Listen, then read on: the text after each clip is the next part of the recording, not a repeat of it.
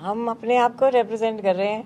मैं नीना गुप्ता को, ये अनुपम जी को, हम अपने को रिप्रेजेंट कर रहे हैं। अब एज में क्या धर्म है। वैसे मैं और नीना साथ में पढ़ते थे, क्लास फेलोज थे, और एक पॉसिबिलिटी थी कि शायद हम में एक रिलेशनशिप रहा हो, पर ये अपनी ज़िंदगी में चली जाती है, मैं अपनी ज़िंदगी में चली जाती हूँ और फिर चला जाता हूँ, और फिर वो कॉलेज का जो टुगेदरनेस होती है, क्या कहते हैं, 50 साल बाद जो मिलते हैं, उसमें हमारी मुलाकात होती है। बट बहुत खूबसूरती से अनुराग ने इन सब कहानियों को वीव किया है। मैं शादीशुदा हूँ। मेरी 2 बेटियाँ हैं, कोंकणा और सारा।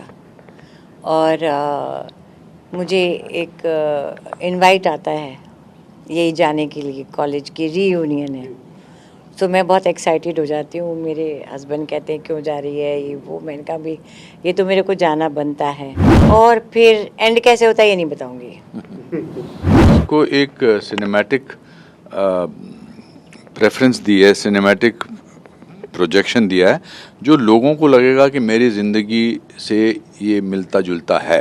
जो एज की जो कहानियाँ हैं, जो यंगस्टर्स हैं, उनको लगेगा शायद मेरे एक ऐसा एंगल है, कन्फ्यूजन है लव में।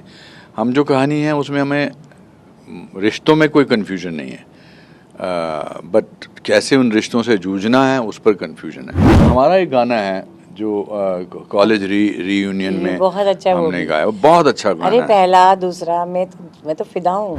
मुझे लगता है उनकी जो रियलिटी को दिखाया है ना, वही एक मैसेज है। उसमें से आप जो चुनना चाहें चुन लें। कभी कभी रिश्तों को ज़्यादा देर तक बरकरार, एग्जैक्ट नहीं मुझे पता, बरकरार रखने के लिए एक ही आदमी से बार बार प्यार में इश्क पड़ना में चाहिए, पढ़ना पड़ता पड़ता है, तो फिर रिश्ता रहता है बहुत देर यही तक। है। कौन सी जनरेशन को आप रिप्रेजेंट कर रहे हैं? ये अच्छा क्वेश्चन है। हम अपने आप को रिप्रेजेंट कर रहे हैं। मैं नीना गुप्ता को, ये अनुपम जी को, हम अपने को रिप्रेजेंट कर रहे हैं। अब एज में क्या धरा है। थोड़ा अपने किरदार के बारे में बताएं, क्या कर रहे हैं मेट्रो इन दिनों? सो परिमल जो हैं वो रिटायर्ड हैं, वो कोलकाता में रहते हैं, और उनकी बहू उनके साथ रहती है। कहानी को ज़्यादा ना बताते हुए, रिलेशनशिप है between father in law and how he deals with the relationship with the loss of his son with his daughter in law, और कैसे मैं और नीना साथ में पढ़ते थे, क्लास फेलोज थे, और एक पॉसिबिलिटी थी कि शायद हम में एक रिलेशनशिप रहा हो, पर ये अपनी ज़िंदगी में चली जाती है, मैं अपनी ज़िंदगी में चली जाती हूँ, और फिर चला जाता हूँ, और फिर वो कॉलेज का जो टुगेदरनेस होती है, क्या कहते हैं, 50 साल बाद जो मिलते हैं, उसमें हमारी मुलाकात होती है। बट बहुत खूबसूरती से अनुराग ने इन सब कहानियों को वीव किया है। आई थिंक दैट इज़ उसकी स्पेशलिटी। हमने तो सिर्फ अपना किरदार जाके निभा दिया जितनी सिंसेरिटी से निभा सकते थे। पूरा क्रेडिट इसका अनुराग जी को ही जाना चाहिए। मैं बंगाली हूँ और वही मैं शादीशुदा हूँ। मेरी 2 बेटियाँ हैं, कोंकणा और सारा। और मुझे एक इनवाइट आता है यही जाने के लिए, कॉलेज की रीयूनियन है, तो मैं बहुत एक्साइटेड हो जाती हूँ। मेरे हस्बैंड कहते हैं क्यों जा रही है, ये वो। मैंने कहा भी ये तो मेरे को जाना बनता है। और बड़े अच्छे सीन्स हैं वहाँ पे। हम लोग मिलते हैं, पुराने दोस्तों से मिलते हैं, बहुत सारे, नॉट जस्ट हिम, और भी दोस्त सब लोग आए होते हैं, उनसे मिलते हैं, फिर इनसे मुलाकात होती है। फिर दोनों हम अपने अपने जीवन के बारे में बताते हैं, तुम्हारे साथ क्या हुआ, मेरे साथ क्या हुआ, और फिर एंड कैसे होता है ये नहीं बताऊँगी। जैसा फिल्म का नाम है मेट्रो इन दिनों, शहर की भागदौड़ भरी जिंदगी, और जब हम रिलीफ पाने जाते हैं, कहीं फार्म हाउस जाते हैं, कहीं पहाड़ों पे जाते हैं, आपकी निजी जिंदगी से कितना टच करती है फिल्म में ये? इतना ज़्यादा नहीं टच करती हुई फिल्म मेरा निजी ज़िंदगी से। हाँ, मेरे ख्याल से इसको एक सिनेमैटिक प्रेफरेंस दी है, सिनेमैटिक प्रोजेक्शन दिया है, जो लोगों को लगेगा कि मेरी ज़िंदगी से ये मिलता जुलता है। अलग अलग जो एज की जो कहानियाँ हैं, जो यंगस्टर्स हैं, उनको लगेगा शायद मेरे एक ऐसा एंगल है, कन्फ्यूजन है लव में। हम जो कहानी है उसमें हमें रिश्तों में कोई कन्फ्यूजन नहीं है, बट कैसे उन रिश्तों से जूझना है उस पर कन्फ्यूजन है. बट पर्सनल लाइफ में I think it's more of a middle class people story rather than people who are doing well for themselves. और हमने ऐसे कैरेक्टर्स देखे हैं अपनी ज़िंदगी में, और शायद एक ज़माने में हम ऐसे थे भी, पर अब ऐसे नहीं है.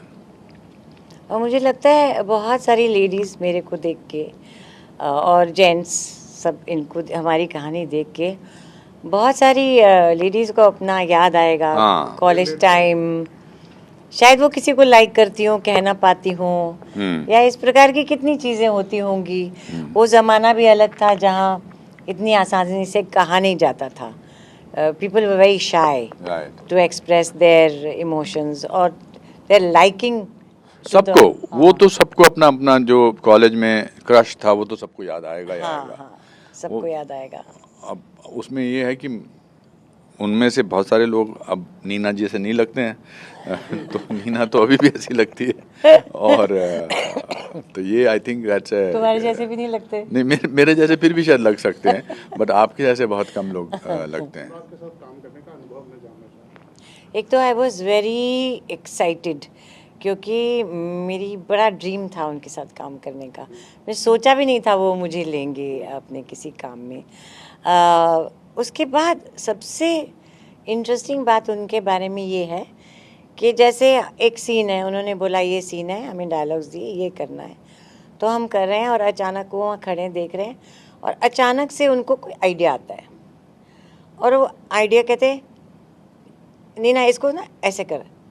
मैं कहती oh wow that's a fantastic idea, I never thought of this. That is amazing. It happens again and again and again कि वो लिखित में जो है वो वहाँ इम्प्रोवाइज़ करते हैं और ऐसा करते हैं कि आपको लगता है अरे यार मैंने क्यों नहीं सोचा ये. आपका कोई ऐसा अनुभव? मैंने बहुत साल पहले इनके साथ काम किया था, पर मैंने इनकी फिल्में देखी हैं. मेट्रो भी देखी थी जो आज से कुछ साल पहले बनी थी.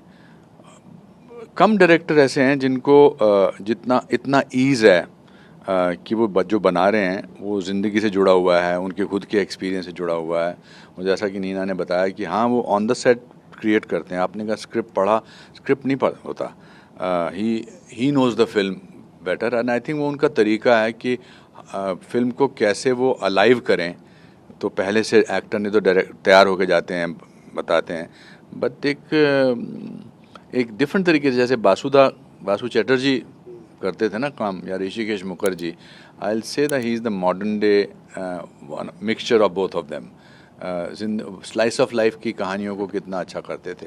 एंड एक्टर्स कितने भी कामयाब हों, कितना ही काम कर चुके हैं, they are all dying to work with great directors, and he is one of them. गाना आपने गाने सुने फिल्म के, आपको पसंद आया कोई अच्छा गाना? हमारा एक गाना है जो कॉलेज रीयूनियन में बहुत अच्छा हमने गाया, वो बहुत अच्छा गाना अरे है. पहला दूसरा मैं तो फिदा हूँ. बहुत अच्छे, और गाने बहुत अच्छे जा भी रहे हैं. जितने भी यंग दोस्त हैं वो सब गानों का जिक्र करते हैं. सब गाने तो इनकी फिल्मों के वाकई बहुत अच्छे होते हैं. But I enjoyed shooting for the reunion song. जो ऐसा हमारे साथ हुआ है कि हम पुराने दोस्त मिले हैं, तो पुराने नेशनल स्कूल ऑफ ड्रामा के खासकर जो प्लेज के गाने हैं वो हम सब गाते हैं. कभी कभी मिलते थे तो महफिलों में गाते थे. पीढ़ी को कोई मैसेज देती है आपकी फिल्म? युवा पीढ़ी को मुझे लगता है उनकी जो रियलिटी को दिखाया है ना, वही एक मैसेज है. उसमें से आप जो चुनना चाहें चुन ले. मैं आज किसी से बात कर रहा था एक पॉडकास्ट में, तो मैंने उधर एक बात अनजाने में कही कि हम बड़ी जल्दी ऑल्टरनेट ढूंढ लेते हैं आजकल के उसमें. पर maybe if you think somebody is worth it, maybe you linger on a little longer. उसको हाथ से जाने नहीं देना चाहिए उस रिश्ते को. डायलॉग बताओ ना. हाँ, वो जो डायलॉग है फिल्म में बहुत अच्छा है कि कभी कभी रिश्तों को ज़्यादा देर तक बरकरार, एग्जैक्ट नहीं मुझे पता, बरकरार रखने के लिए एक ही आदमी से बार बार प्यार में पढ़ना पड़ता है. तो फिर रिश्ता रहता है बहुत देर तक. यही है. चलिए, wish you all the very best. Thank you. Thank you. शुक्रिया. Thank you ji.